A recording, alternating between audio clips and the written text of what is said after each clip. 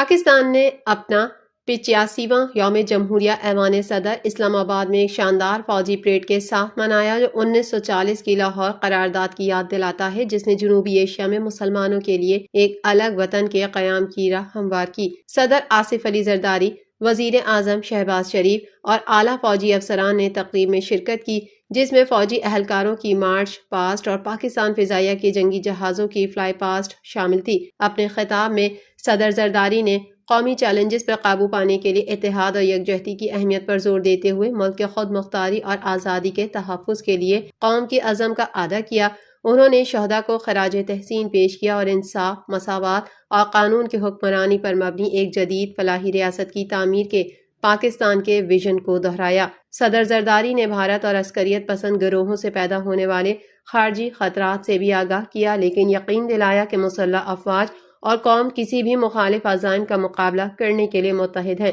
انہوں نے کشمیر اور فلسطین کے عوام کے ساتھ پاکستان کی حمایت کا اظہار کیا اور بین الاقوامی برادری پر زور دیا کہ وہ ان کے حق کے خود ارادیت کو تسلیم کرے۔